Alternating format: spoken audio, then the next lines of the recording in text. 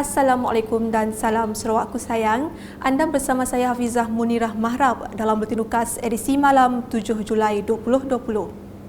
Berita utama, Ketua Menteri Datuk Petinggi Dr. Abang Haji Abdul Rahman Zohari Tun Datuk Abang Haji Openg hadir bagi menziarahi Allahyarham Haji Muhammad Sabari Syakiran di rumahnya di Taman Lembunda Jalan Bako pagi tadi. Allahyarham merupakan pengurus besar Lembaga Air Kuching sejak 5 Ogos 2011, mengetuai unit bekalan air Jabatan Kejaraya JKR, Jurutera JKR bahagian Samarahan dan beberapa jawatan penting lain di JKR Sarawak. Pada malam Isnin, Allahyarham tiba-tiba rebah semasa berzikir selepas menunaikan solat Isyak dan telah dikejarkan ke Hospital Umum Sarawak dan disahkan meninggal dunia pada malam itu juga. Allahyarham aktif dalam persatuan dan merupakan bekas Presiden Perguruan Silat Angkatan Hati 12 dan penasihat kewarisma. Jenazah Allahyarham telah dikebumikan di tanah perkuburan Islam Samariang pada Isnin selepas solat Zuhur. Berita seterusnya, kumpulan wang simpanan pekerja KWSP di peringkat persekutuan kini berkolaborasi dengan Kerajaan Sarawak mengenai program caruman sukarela insentif suri air suri KWSP.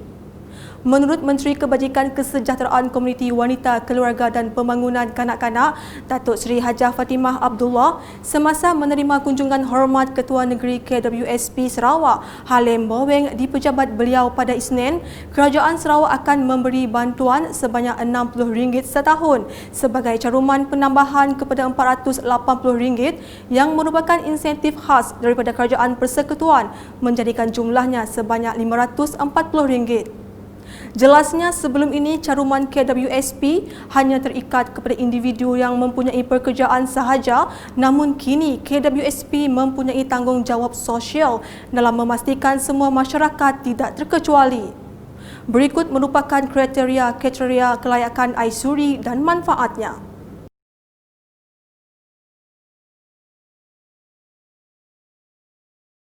Justru Datuk Seri Hajah Fatimah menyeru pejabat daerah, ketua masyarakat dan ketua kaum dapat menguar-uarkan mengenai pendaftaran ini agar masyarakat tidak terlepas daripada manfaat e-Kasih dan air suri.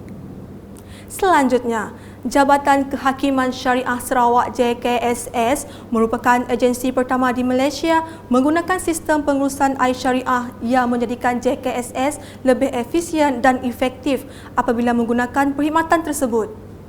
Menurut Menteri Muda di Jabatan Ketua Menteri Hal Ehwal Islam dan DBQ, Datuk Dr. Abdul Rahman Junaidi, semasa berucap melancarkan air syariah di Mahkamah Tinggi Syariah pada Isnin, sistem yang dibangunkan Sarawak Information System Science itu sudah pasti akan dapat mengangkat sistem penyampaian perkhidmatan kepada masyarakat. Berikut pula mengenai operasi rabies.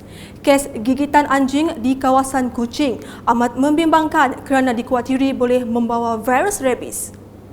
Pengerusi Majlis Pembedaran Padawan MPP Insinyur Loh Kerchiang ketika ditemui media di perkarangan pejabat MPP pada pagi Selasa memberitahu bagi mencegah penularan wabak rabies ini, MPP telah mengadakan inisiatif untuk melaksanakan operasi bersepadu selama 2 hari bermula hari ini 7 Julai sehingga esok 8 Julai 2020 di kawasan yang kerap menerima aduan.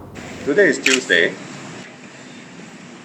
We'll be going round to City Mall, Desawira, MJC, and the Patukawa Old Bazaar from 8:30 in the morning until 11:30. In the afternoon, we'll be going to Moyan Square, Taman Moyan, Taman Genesis. Tomorrow, we'll be going in the morning 7:30 to 10:30. We'll be going around Taman Sri Makmur, the Matang area, the flats there, Taman Kopor Hills, and then in the afternoon from 2:30 to 4:30, we'll be going around Taman Matang Jaya, Leading Commercial Centre, and Taman Leading. These are the operation of today and tomorrow. Operasi ini melibatkan pelbagai agensi termasuk Majlis Pembandaran Kota Samarahan MPKS, Jabatan Veteriner Sarawak dan Polis Diraja Malaysia PDRM. Tambah beliau lagi, pemvaksinan merupakan salah satu cara mengatasi penularan penyakit rabies, manakala neutralizing juga adalah langkah yang dapat mengurangkan peningkatan populasi anjing peliharaan atau anjing liar. MPP juga akan mengadakan program berasingan berkaitan kesedaran rabies dengan memberikan vaksin secara percuma kepada anjing peliharaan di bawah kawasan tadbirnya dengan kerjasama Jawatan Kuasa Kemajuan dan Keselamatan Kampung JKKK dan Ketua Komuniti. Beralih ke perkembangan mengenai bantuan makanan di Tanjung Manis.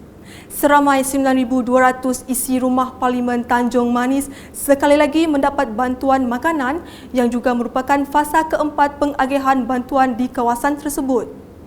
Ahli Parlimennya Yusuf Abdul Wahab berkata bantuan itu mampu meringankan beban penduduk yang masih terjejas susulan pelaksanaan Perintah Kawalan Pergerakan Pemulihan PKPP. Agihan ini merupakan